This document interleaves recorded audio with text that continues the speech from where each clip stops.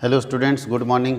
आज आप लोगों का एग्ज़ाम है और हम लोग जैसा कि प्रॉमिस किए थे कि फिर से हम लोग पूरा ओवरऑल रिवीजन यानी बहुत क्विक रिवीजन पार्ट बी का करवाने वाले हैं सब्जेक्टिव मोड में। और सब्जेक्टिव में अगर आप रिवीजन करेंगे तो ऑब्जेक्टिव के बहुत सारे क्वेश्चन आप यहाँ से कर सकते हैं। तो चलिए बहुत समय बर्बाद ना करते हुए आपके क्लास को स्टार्ट करते हैं।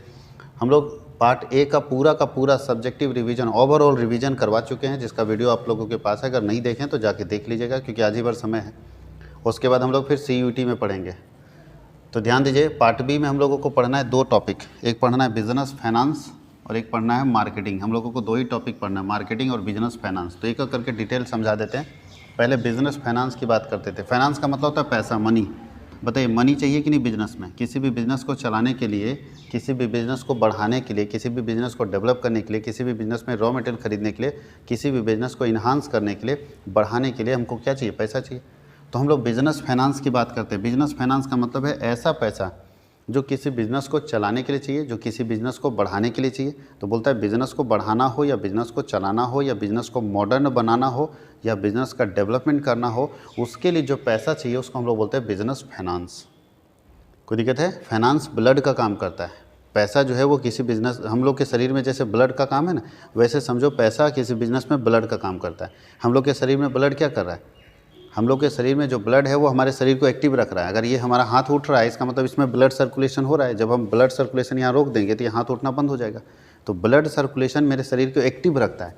उसी तरह से बिजनेस में फाइनेंस पूरे बिजनेस को एक्टिव रखता है। यानी पूरे बिजनेस को अगर चालू रखा हुआ है तो वो पैसा है। अब बताइए, किसी बिजनेस से पैसा हटा दीजिए या किसी बिजनेस के पास पैसा नहीं, देखना एकदम निराश हो जाएगा, बिजनेस चलेगा ही नहीं। और अगर बिजनेस अच्छे से चल रहा है मतलब वहाँ पैसा है। तो बिज़नेस में फाइनेंस बहुत ज़रूरी है। बिना पैसे का किसी बिज़नेस की कल्पना भी नहीं की जा सकती। बिना पैसे का कोई बिज़नेस चल भी नहीं सकता। तो हम लोग बिज़नेस फाइनेंस की बात कर रहे हैं कि किसी बिज़नेस को चलाने के लिए जो पैसा चाहिए उसको बिज़नेस फाइनेंस बोलते हैं। अब बिज़नेस फाइनेंस का मीनिंग पढ़ना है, क्या अर्थ है वो हम लोग देख लिए। रोल क्या है बताइए, अभी बता दिए। अगर बिज़नेस फाइनेंस नहीं रहेगा तो बिज़नेस डेवलप नहीं पाएगा। बिज़नेस फाइनेंस नहीं रहेगा तो बिज़नेस आगे बढ़ नहीं पाएगा, बिज़नेस मॉडर्न नहीं हो पाएगा, बिज़नेस अपने अपॉर्चुनिटी यानी अवसरों का लाभ नहीं उठा पाएगा। ऑब्जेक्टिव क्या है बिजनेस फाइनेंस का? ऑब्जेक्टिव क्या है बिजनेस फाइनेंस का? पैसा क्यों लाते हैं, क्या उद्देश्य है? तो ध्यान दीजिएगा, बिजनेस को बढ़ाने के लिए, बिजनेस को डेवलप करने के लिए, बिजनेस को स्मार्ट बनाने के लिए या अपग्रेड करने के लिए, इसके लिए पैसा चाहिए। तो फाइनेंशियल मैनेजमेंट का दो ही ऑब्जेक्टिव है। एक वर्ड है फाइनेंशियल मैनेजमेंट, वो भी बता देते हैं क्या होता है। फाइनेंशियल मैनेजमेंट का दो ही ऑब्जेक्टिव है। पहले ऑब्जेक्टिव डिस्कस कर लेते हैं। फाइनेंशियल मैनेजमेंट का दो ही ऑब्जेक्टिव है। पहला ऑब्जेक्टिव है प्रॉफिट मैक्सिमाइजेशन, लाभ अधिकतम करना। हिंदी में होता है लाभ अधिकतम करना, प्रॉफिट मैक्सिमाइजेशन।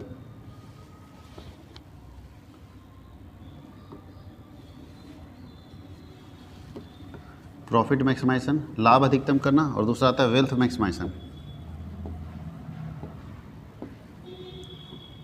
Wealth maximisation.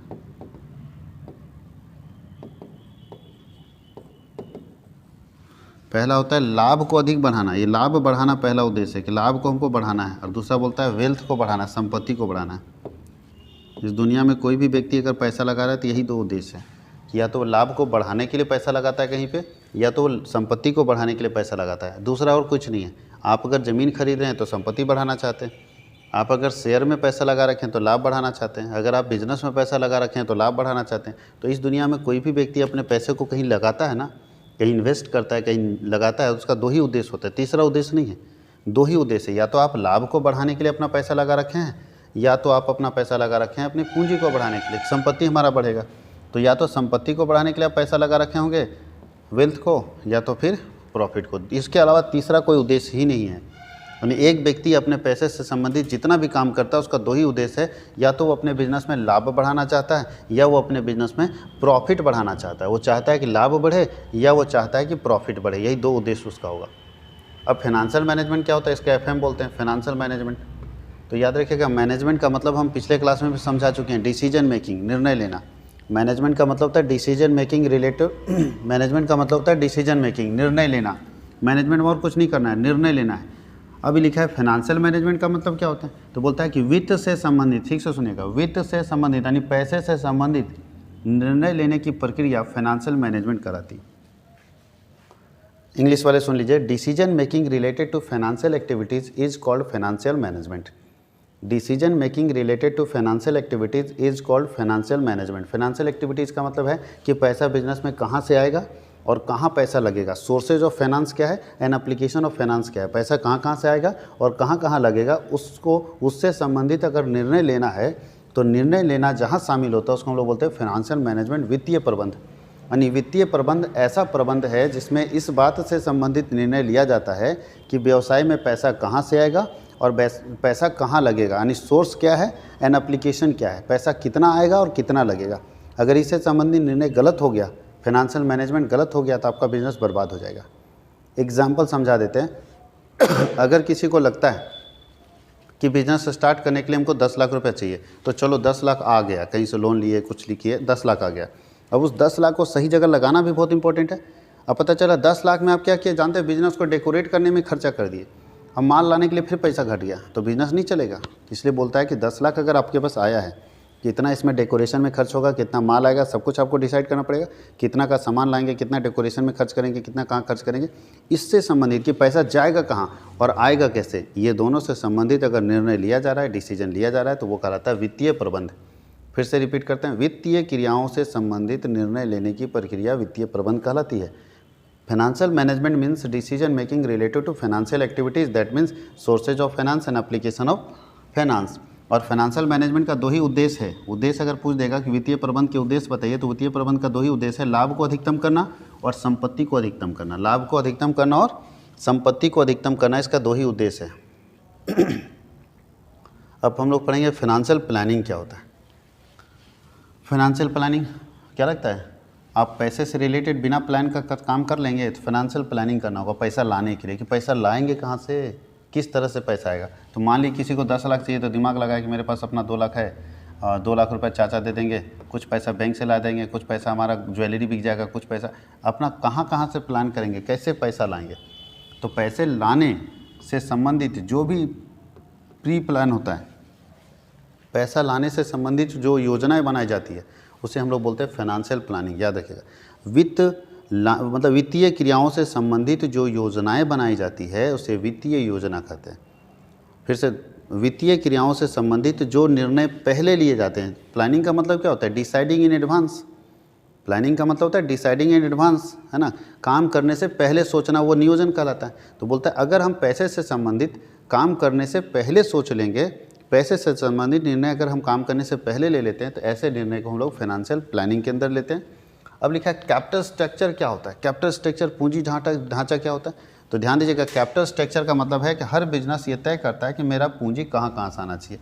तो जो वो पूंजी का तरीका तय करता है उसी को हम लोग कैपिटल स्ट्रक्चर बोलते हैं। जैसे यहाँ समझोगे अच्छे से, अगर हमको 1 करोड़ रुपये चाहिए, 1 करोड़ चाहिए, तो एक कंपनी तय करता है कि हम 1 करोड़ कहाँ से लाएंगे।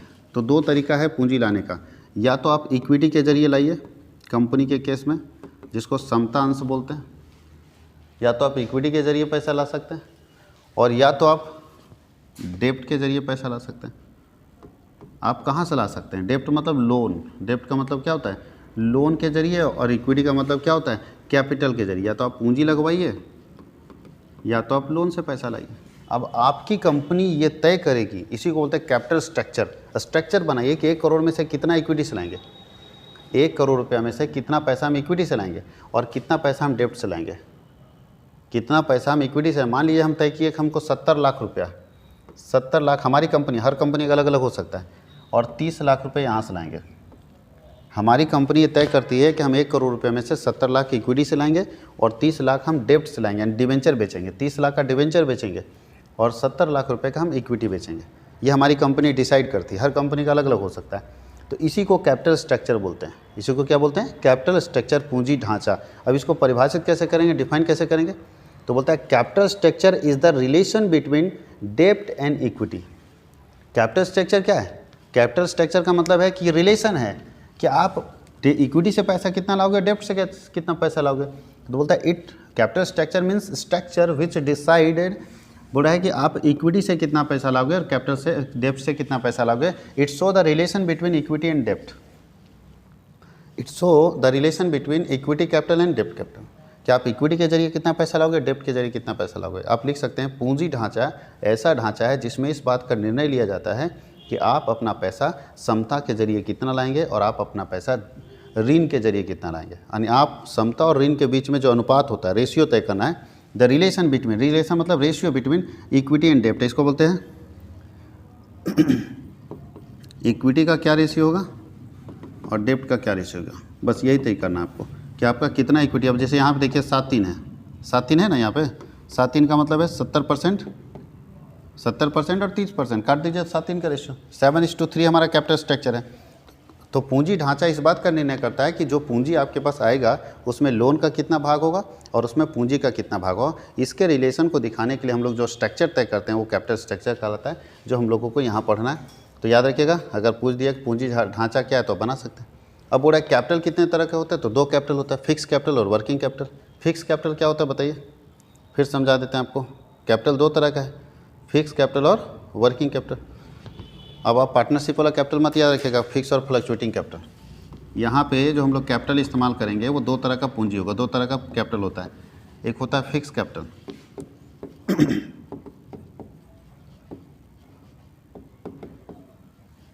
और एक होता है वर्किंग कैपिटल।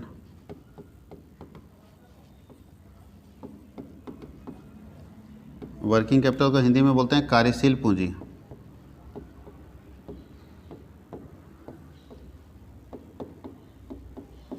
और इसको बोलते हैं स्थायी पूंजी।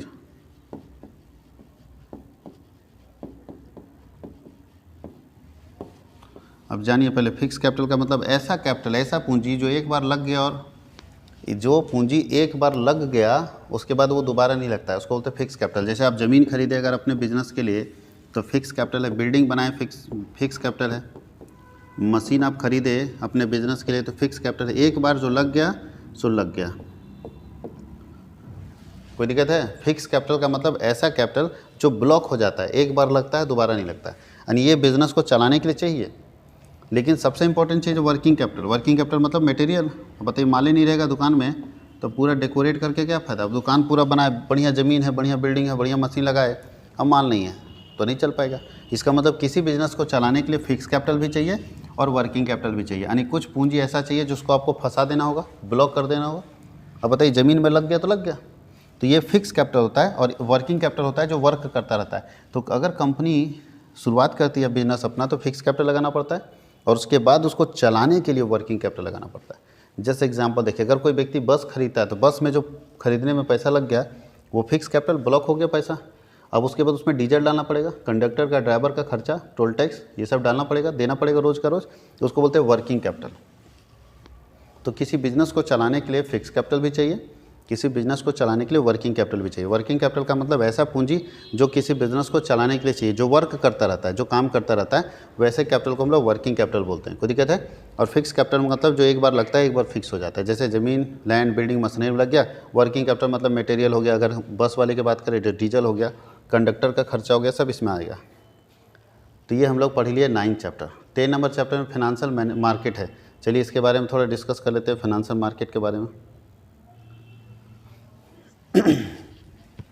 थोड़ा अच्छे से ध्यान दीजिएगा। Financial market, FM, financial market, वित्तीय बाजार। अब बोलता है फाइनेंशियल मार्केट क्या होगा, बताओ जी। कपड़ा बाजार में क्या होता है, कपड़ा खरीदा और बेचा जाता है। सब्जी बाजार में क्या होता है, सब्जी खरीदा और बेचा जाता है। तो उसी तरह से फाइनेंशियल मार्केट में, वित्तीय बाजार में क्या होगा, फाइनेंस खरीदा और बेचा जाएगा। तो बोलता है वित्तीय बाजार, ध्यान दीजिएगा, इसको हिंदी में बोलते हैं वित्तीय बाजार। बोलता है वित्तीय बाजार का अर्थ ऐसे बाजार से है जहां वित्तीय संपत्तियों को खरीदा और बेचा जाता है। वित्तीय संपत्ति मतलब जहां पैसे के बराबर इंस्ट्रूमेंट्स को खरीदा और बेचा जाता है। जैसे पैसे के बराबर कौन कौन सा इंस्ट्रूमेंट्स होते हैं जो पैसे के बराबर हैं, तो पहला इंस्ट्रूमेंट का नाम है शेयर, डिबेंचर, बॉन्ड। बोलता है ऐसा बाजार जहाँ पे शेयर, डिबेंचर, बॉन्ड ये सब को खरीदा और बेचा जाता है। फिर से सुनिएगा, ऐसा बाजार जहाँ पे शेयर, डिबेंचर, बॉन्ड्स को खरीदा और बेचा जाता है उसको बोलते हैं फाइनेंशियल मार्केट। इंग्लिश में आप बोल सकते हैं financial market refers to that market in which financial instruments are purchase and sold. It refers to those market in which financial instruments are purchased or sold. Financial instruments means share, debenture and bonds. आप हिंदी वाले लिख सकते हैं वित्तीय बाजार का अर्थ ऐसे बाजार से है जहां वित्तीय संपत्तियों को खरीदा और बेचा जाता है। वित्तीय संपत्ति का मतलब अंश, ऋण पत्र और बॉन्ड होता है। कोई दिक्कत है? ऐसा बाजार जहां वित्तीय संपत्तियों को, फाइनेंशियल इंस्ट्रूमेंट्स को खरीदा और बेचा जाता है। सब्जी बाजार में सब्जी खरीदते बेचते हैं, तो फाइनेंशियल मार्केट में फाइनेंशियल इंस्ट्रूमेंट्स को खरीदते बेचते हैं। ये फाइनेंशियल इंस्ट्रूमेंट्स, शेयर, डिबेंचर और बॉन्ड्स जिस मार्केट में खरीदा और बेचा जाता है उसको हम लोग बोलते हैं फाइनेंशियल मार्केट। ये दो तरह का होता है, ये दो तरह का होता है। पहला होता है money market, money market Hindi में होता है मुद्रा बाजार, मुद्रा बाजार। ये पढ़ा हुआ है सब कुछ आप लोगों का, हम लोग सिर्फ एक क्विक रिवीजन कर दे रहे हैं। और एक होता है कैपिटल मार्केट, पूंजी बाजार।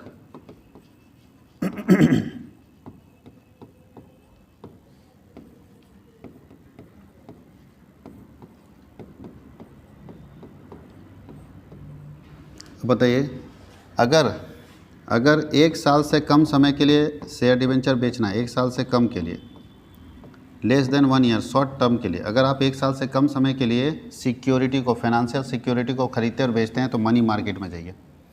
फिर से सुनिएगा, मनी मार्केट ऐसा मार्केट है जहां एक साल से कम समय के लिए फाइनेंशियल इंस्ट्रूमेंट्स को, यानी ये शेयर डिबेंचर बॉन्ड्स को बेचा जाता है। अगर आपको एक साल से कम समय के लिए पूंजी चाहिए तो यहाँ से उठाइए, और अगर एक साल से ज़्यादा समय के लिए पूंजी चाहिए तो ये मार्केट चले जाइए। इसमें एक साल से अधिक होता है, याद रखिएगा। मतलब इसमें कोई परिभाषा नहीं, खाली पीरियड ध्यान देना है। अगर आपको लोन यानी पूंजी एक साल से ज़्यादा समय के लिए चाहिए तो कैपिटल मार्केट से उठा लीजिए, और अगर एक साल से कम समय के लिए चाहिए तो आप मनी मार्केट जा सकते हैं। यानी बोल सकते हैं मुद्रा बाजार वह बाजार है जहां अल्पकालीन प्रतिभूतियों का क्रय विक्रय किया जाता है। इसमें प्रतिभूतियों का क्रय विक्रय किया जाता है। वित्तीय बाजार ऐसा बाजार है जहां वित्तीय प्रतिभूतियों का क्रय विक्रय, प्रतिभूति मतलब समझ रहे हो ना, शेयर डिबेंचर बॉन्ड, सिक्योरिटीज़ को बोलते हैं शेयर डिबेंचर बॉन्ड। तो ऐसा बाजार जहाँ पे वित्तीय प्रतिभूतियों का क्रय विक्रय होगा फाइनेंशियल मार्केट कहलाएगा। जहाँ अल्पकालीन यानी शॉर्ट टर्म प्रतिभूतियों का, शॉर्ट टर्म सिक्योरिटी का परचेज और सेल होगा, ठीक है, अल्पकालीन प्रतिभूतियों का क्रय विक्रय होगा, उसको मुद्रा बाजार बोलेंगे। जहाँ दीर्घकालीन प्रतिभूतियों का क्रय विक्रय होगा वहाँ कैपिटल मार्केट होता है। कैपिटल मार्केट ऐसा मार्केट होगा जहाँ दीर्घकालीन प्रतिभूतियों का क्रय विक्रय किया जाएगा। It refers to those market in which long term security are purchase and sold. एक साल से अधिक समय के लिए यहाँ सिक्योरिटी को खरीदा और बेचा जाता है। कैपिटल मार्केट दो तरह का होता है। पहला होता है प्राइमरी मार्केट, प्राइमरी मार्केट प्राथमिक बाजार।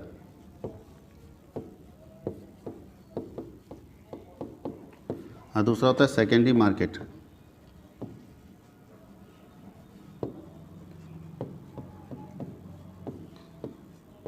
द्वितीयक बाजार।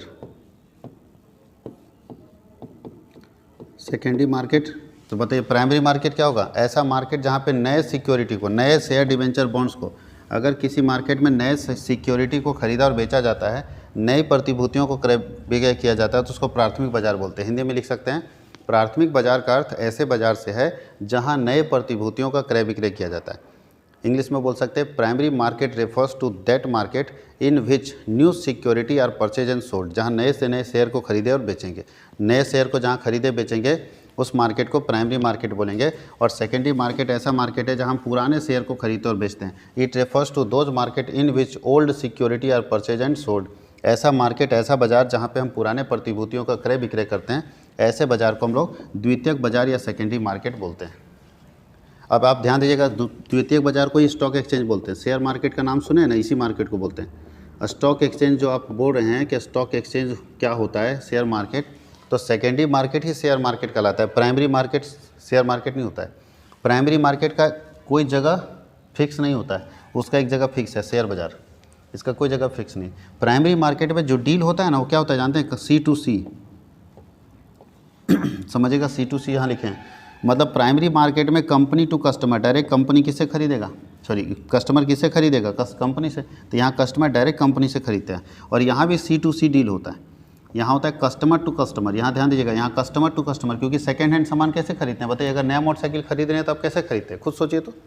नया मोटरसाइकिल जैसे खरीदते हैं वैसे नया शेयर खरीदेंगे। नया मोटरसाइकिल आप खरीदते हैं तो कंपनी टू कस्टमर होता है, कंपनी कस्टमर को बेचता है। अब पुराना सेकंड हैंड मोटरसाइकिल बेचते हैं तो क्या होता है? कस्टमर टू कस्टमर, एक कस्टमर दूसरे कस्टमर को बेचता है। तो पुराना शेयर अगर खरीदा बेचा जाएगा तो चलेगा customer to customer. Secondary market में जो डील होता है वो कस्टमर टू कस्टमर। अब हम टाटा का शेयर खरीदे, हमको बेचना है तो हम अपना शेयर, हम भी कस्टमर है टाटा के, हम अपना शेयर किसी और को बेच दिया। तो जो सेकेंडरी मार्केट है वहाँ पे कस्टमर टू कस्टमर डील होता है, और प्राइमरी मार्केट में कंपनी टू कस्टमर डील होता है। नए वाले में कंपनी टू कस्टमर, जैसे एकदम नया मोटरसाइकिल है, पुराना मोटरसाइकिल याद रखना, याद रहेगा। एकदम एग्जाम्पल सिंपल लो, अपने घर का एग्जाम्पल लो, समझ में आ जाएगा और याद रहेगा कि नया मोटरसाइकिल मतलब प्राइमरी मार्केट, प्राइमरी मतलब नया, और जब नया है भैया तो वहाँ डील होता है कंपनी टू कस्टमर, और पुराना में सेकेंड हैंड में कस्टमर टू कस्टमर डील होता है। टोटल कितने स्टॉक एक्सचेंज है? तो 22 स्टॉक एक्सचेंज है ये देश में, है ना। सबसे बड़ा स्टॉक एक्सचेंज का नाम क्या था बताइए? NSEI, national stock exchange of India, NSEI national stock exchange of India, और बॉम्बे स्टॉक एक्सचेंज। ये चीज़ याद रखिएगा, पूछेगा आपसे क्वेश्चन इसमें आपको सेबी भी पूछेगा। सेबी क्या है? एक वर्ड पूछेगा इसमें, सेबी क्या है? SEBI। तो याद रखिएगा, सेबी एक ऐसी संस्था है जो पूरे सिक्योरिटी मार्केट को, यानी पूरे फाइनेंशियल मार्केट को रेगुलेट करती है, संचालित करती है, चलाती है। यानी सेबी का फुल फॉर्म क्या हुआ? Security exchange board of India. Security exchange board of India एक ऐसी संस्था है, सेबी, जो पूरे वित्तीय बाजार को संचालित करती है, रेगुलेट करती है, पूरे वित्तीय बाजार को मॉनिटर करती है, और अगर कोई इस मार्केट में गलती करता है तो उसको सज़ा भी देने का काम किसका है? सेबी का है, याद रखिएगा। तो सेबी बहुत इंपॉर्टेंट है, आपके क्वेश्चन में सेबी का क्वेश्चन पूछा जा सकता है। जो यहाँ हम लोग देखिए सारा का सारा मार्केट आप बता दिए, देख लीजिए, मनी मार्केट बता दिए, प्राइमरी सेकेंडरी बता दिए, ठीक है। Difference capital market money market में क्या अंतर है? बोल रहा है कि कैपिटल मार्केट और मनी मार्केट में अंतर बताइए, तो बता दिया ना कि इसमें शॉर्ट टर्म चाहिए, इसमें लॉन्ग टर्म चाहिए।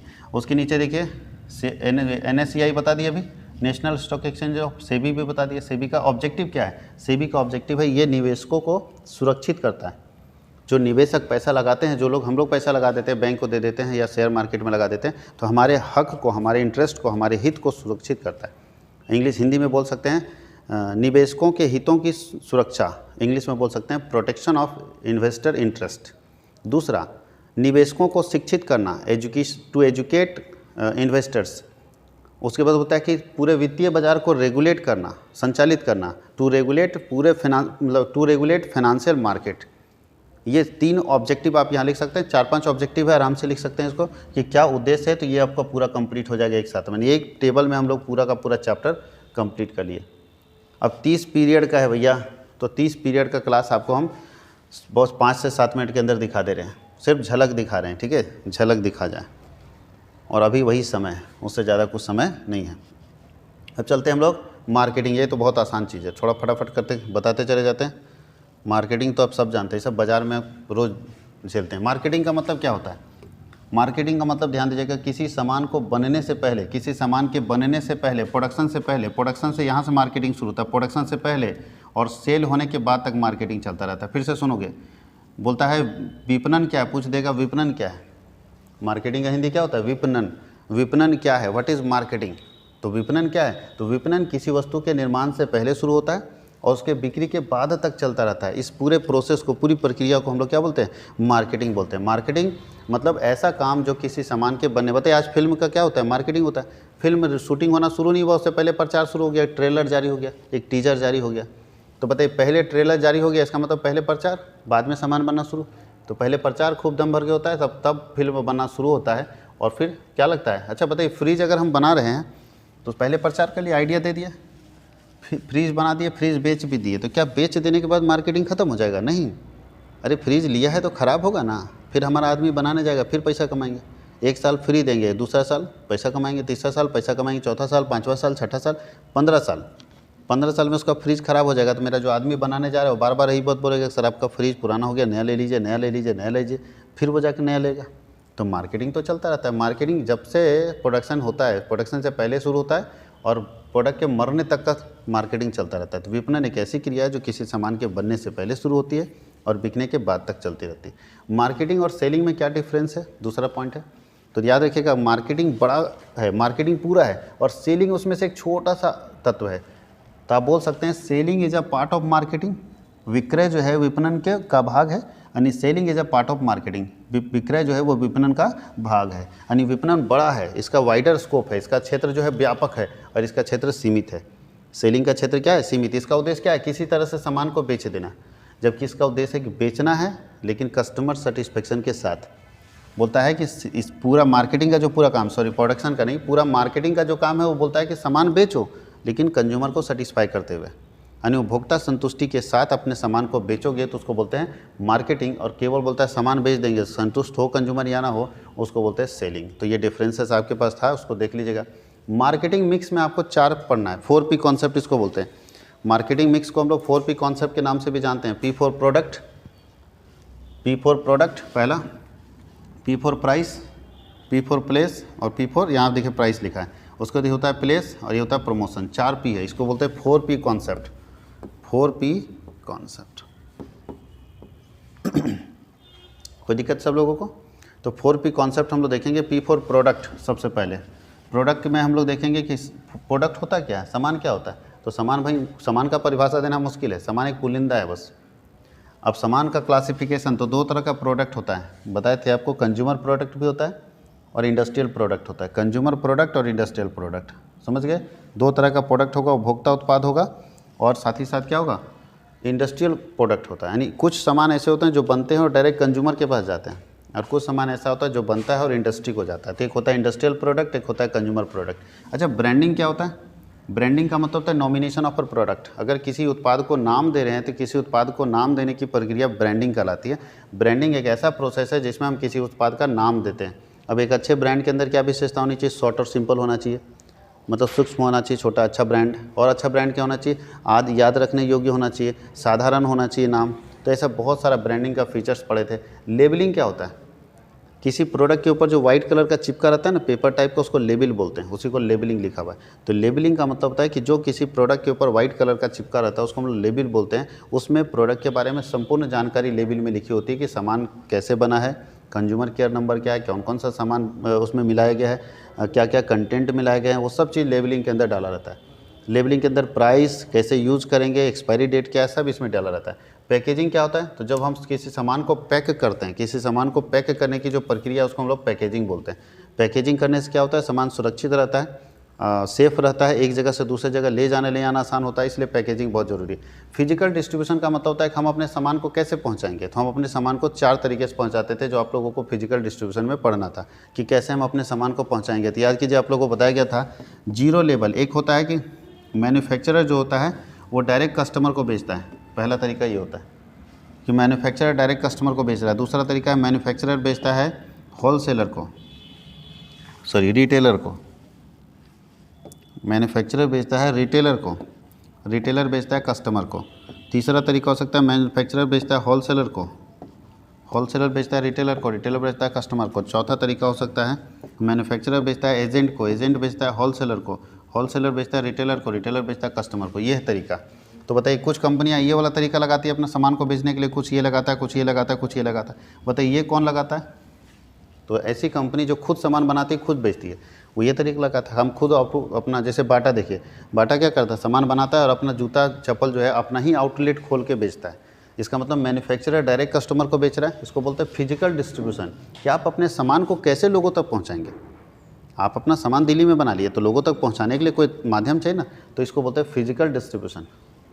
तो एक तरीका ये होता है। कुछ कंपनियां ये तरीका लगाती है, जैसे आप तनिष्क का सोना खरीदोगे, तनिष्क के शोरूम में जाना पड़ेगा, दूसरी जगह तो नहीं मिलेगा। लेकिन कुछ कंपनियां ये लगाती है, जैसे बिग बाज़ार वगैरह ये है कि बिग बाज़ार क्या है? रिटेलर है। बिग बाज़ार एक रिटेलर है, फुटकर व्यापारी उसको बोलते हैं। तो जब फुटकर व्यापारी बिग बाज़ार है तो डायरेक्ट खरीदता है मैन्युफैक्चरर से। बिग बाज़ार डायरेक्ट किसे खरीदता है?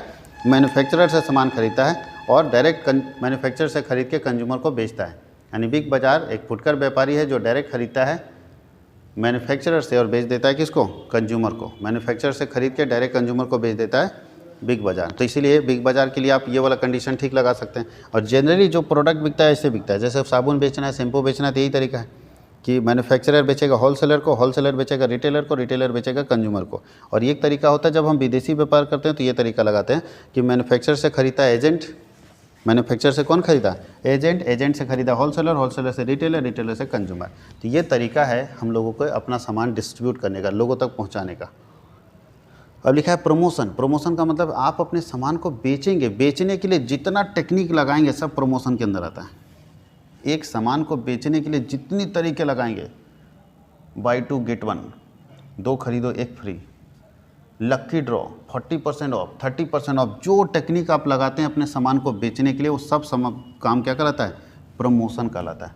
लक्की ड्रॉ, सब प्रमोशन है। इसके अंदर प्रमोशन के अंदर ही आपका एडवर्टाइजिंग आ जाएगा, प्रचार। एडवर्टाइजिंग का मतलब क्या है, एक व्यक्ति अपने उत्पाद के बारे में सामने वाले कस्टमर को सारी जानकारी देना चाहता है, बस इसके लिए वो प्रचार कराता है। एडवर्टाइजिंग एक ऐसा माध्यम है जिससे हम अपने प्रोडक्ट के बारे में संपूर्ण जानकारी सामने वाले को दे देते हैं, उसको हम लोग बोलते हैं एडवर्टाइजिंग, प्रचार। कोई दिक्कत है? अब एडवर्टाइजिंग का उद्देश्य क्या होता है? लोगों को सामान के बारे में जानकारी देना, लोगों को एक अल्टरनेटिव सोर्स बताना, लोगों को प्रयोग करने के तरीके के बारे में जानकारी देना कि कैसे सामान का आप इस्तेमाल कर सकते हैं, ये सब यहाँ आएगा। प्राइस क्या होता है?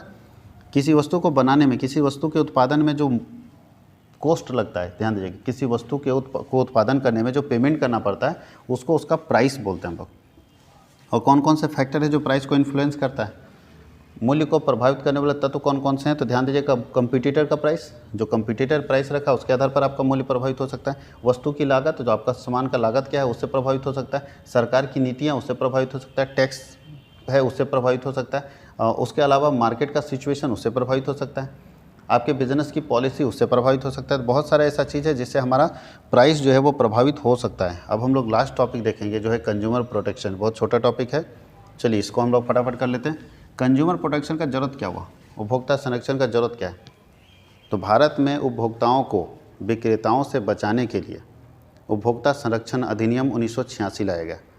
फिर से ध्यान दीजिएगा, जितने कंज्यूमर हैं उनको सेलर से, सप्लायर से बचाने के लिए, सप्लायर के शोषण से बचाने के लिए एक कानून बनाया गया था, कंज्यूमर प्रोटेक्शन एक्ट 1986, जिसके अंदर कंज्यूमर को 6 राइट दिए गए हैं। ध्यान दीजिएगा, कितने राइट दिए गए हैं? 6। तो कंज्यूमर को 6 राइट यहाँ पे मिले हुए हैं, 6 अधिकार हैं कंज्यूमर्स के, जो आपको सबको मालूम है। राइट टू, हम लोगों को यहाँ पे सबसे पहले राइट टू चूज़ है, राइट टू इन्फॉर्मेशन, हम कोई भी चुन सकते हैं। आज देखिए, आज कपड़ा खरीदने जाते हैं, सारा दुकान फेंक देता है दुकानदार, चुनने का ऑप्शन आपके पास है। तो कंज्यूमर के पास 6 राइट्स हैं और कुछ कंज्यूमर की ड्यूटी है।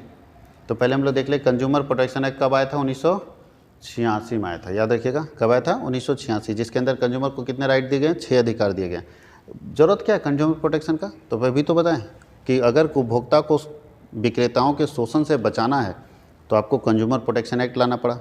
उपभोक्ताओं को शिक्षित करना पड़ेगा तो कंज्यूमर प्रोटेक्शन एक्ट। उपभोक्ता को पता ही नहीं कि हमारा क्या अधिकार है, तो उसको शिक्षित करने के लिए भी तो ये याद रखिएगा कि अगर कंज्यूमर प्रोटेक्शन एक्ट आया है तो उससे उपभोक्ता शिक्षित हुआ है, जागरूक हुआ है, उपभोक्ता के पर शोषण रुका है, उपभोक्ताओं को गलत तरीके से मिसयूज नहीं किया गया, उपभोक्ताओं को मिलावट के सामान बेचने से प्रतिबंधित अब हो गया। आप उपभोक्ता को मिलावट का सामान नहीं बेच सकते हैं। तो ऐसे बहुत सारे ऐसे काम थे जिसके कारण उपभोक्ता संरक्षण अधिनियम का जरूरत था।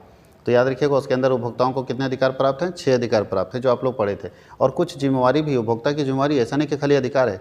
अब आप सामान खरीदेंगे, बिल लेना आपकी जिम्मेवारी है ना, तो सोशल रिस्पॉन्सिबिलिटी है। यानी एक कंज्यूमर की जिम्मेवारी बनती है कि जब आप कोई सामान खरीद रहे हो तो उसका पक्का बिल लें, ताकि कोई गलती हो तो आप केस कर सकिएगा। अगर आपके पास पक्का बिल नहीं रहेगा तो केस कैसे करेंगे?